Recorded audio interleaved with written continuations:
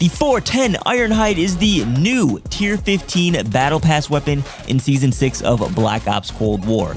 It is the successor to one of my all-time favorite shotguns in Black Ops 3, the Argus. And if history shows anything, players will either love the Ironhide or hate it. If you hate the Ironhide, you're probably using it wrong. I'm not going to go too in-depth on numbers in this video, but I will be reviewing some stats as well as sharing 3 different class setups and some tips to do better with the Ironhide.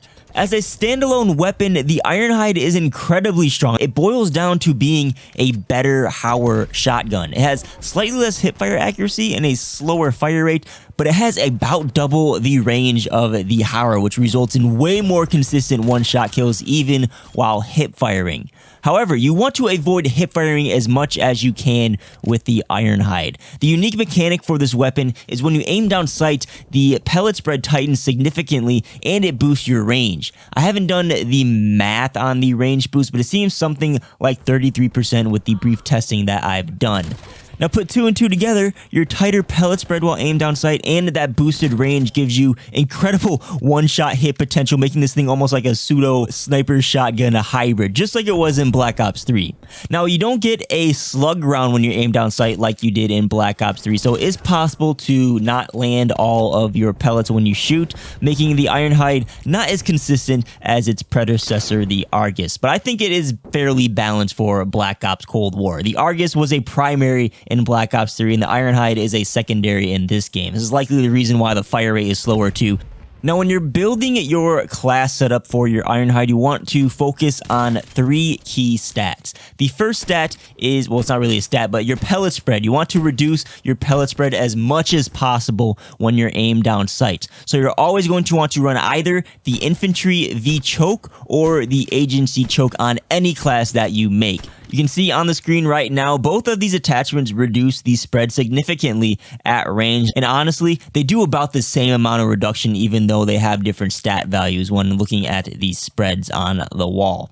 The second stat you want to focus on is aim down sight speed. You want this to be as fast as possible so you can get that spread choked as fast as possible so you can hit more of your pellets. The third key stat to focus on is range. The further your range, the more one-shots you will get. It's that simple. Whichever way you decide to build your attachments, you'll likely settle into one of 3 ranges. You have 12 meters, which is the base range for the Ironhide. Then you have 14 meters and then 17 meters, which is the max range. You can see the difference between these ranges on screen right now. I have confirmed you can one-shot at all these ranges, but more on that later because it's time to share some classes.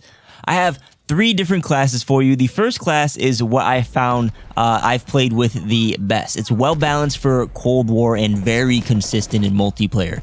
You want to use the Ranger Barrel for that large range boost, followed by the Airborne Lever Wrap for the fastest aim down sights and reload speed. Then you want to use the Agency Choke Muzzle. You're getting that tighter aim down sight spread as well as better hipfire accuracy if you need it to hipfire, because you're not going to be able to aim down sights in every scenario that you run into. Better hipfire makes the Ironhide versatile, and again, this is a well-balanced class for any scenario you're running into. Plus, the suppressor is nice. The Agency Choke does cut down on range. It settles you at the 14 meter mark, but I've played around with a whole lot of setups and found that the 14 meter range is not much of a hindrance. If you want to max your range out, stick around for the next class. The final 2 attachments we have here is the SWAT 5 milliwatt laser for increased hipfire accuracy, but more so to offset our final attachment, which is the no stock attachment. At first, I used the 8-round tube mag with this class for more ammo, but I've come to realize that the sprint to fire time is noticeably slow, like Vanguard Beta LMG slow.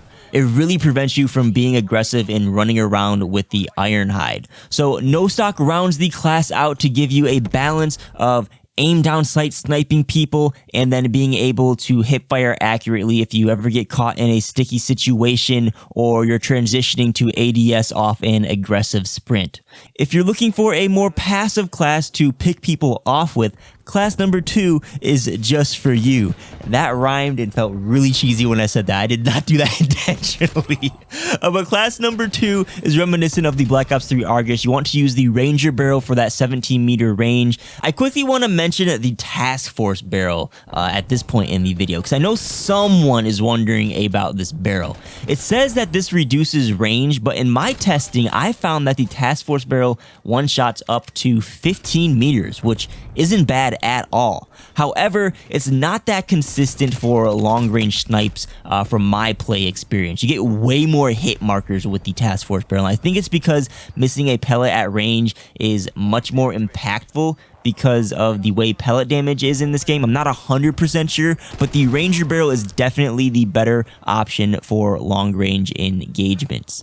So with the Ranger barrel locked in, you're going to want to use the V-choke for the tighter aim-down sight spread, the airborne wrap for the fastest aim-down sight speed, the Microflex LED to be precise with your aim. It's important to hit your shots when you're trying to pick people off at long ranges, so accuracy is crucial. You want to be pinpoint accurate. And then a similar story with the previous class. I used the 8-round tube with this, but I settled on the no stock attachment because the sprint to fire time is just slow with these faster handling attachments.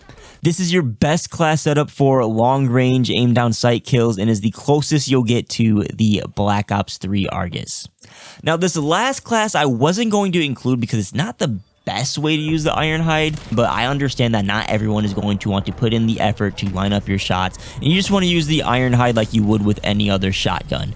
If that's you, equip the reinforced heavy barrel and the agency choke. This will put your range at the base 12 meters, which is still fantastic. This is double the Howard's range, while also increasing your fire rate for easier follow-up shots, and it gives you the better hipfire accuracy because you're likely not going to be aiming down sight much with this class setup. In fact, the one-shot kill potential with Hipfire is up to 9 meters with this. Now, this is less likely on a moving target, but still very good for a shotgun. Next attachment is the drop shot wrap, which does everything it does on every other weapon in the game, but unique to the Ironhide is an increase in your reload speed and your fire rate.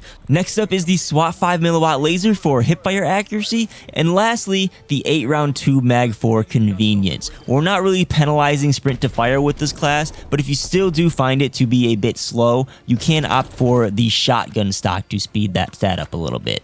I want to emphasize that fire rate, even while maxed out with this class setup, still isn't that fast for a shotgun. You're better off taking your time to aim down sight than hip firing with less range, but there are 3 optimized class setups to suit any playstyle you want to do with the Ironhide. That brings us to our final and most important tip. You want to aim for center mass while using the Ironhide. It's important for whichever class setup you decide to use, but more important if you're trying to aim down sight and get one-shot kills. The reason is because you want to hit as many pellets as you can for a one-shot kill, and there are no body multipliers for shotguns in Cold War, meaning headshots don't matter or anything like that. So aim for the middle chest with the Ironhide. It is the largest mass that will give you the best chance to land all of your pellets. On the topic of landing shots, keep in mind it's going to be harder to hit moving targets, especially if they're moving from side to side. This thing can one-shot kill up to 17 meters, but that's on a stationary target. Odds of you hitting all pellets on a moving target at 17 meters is pretty slim. So do try to get as close to an enemy as possible to ensure a one-shot kill. Network connection is also pretty important. So if you have any type of lag, that'll reduce your chance of landing all your shots. So unfortunately, if you have a bad connection or you have poor aim, the Ironhide may not be the best shotgun choice for you. But give one of those class setups a go and let me know where you fall. Do you love the Ironhide shotgun like me, or is this weapon just not for you? Let me know in the comments, and if you have a different class than what I've shared in this video, please share that in the comments too. If you enjoyed the video, please tap that like button and consider subscribing to the channel. I'm always uploading all sorts of Call of Duty stuff here, and if you'd like to help support the channel directly, there's some links down below towards the bottom of the description that you can check out. Peace.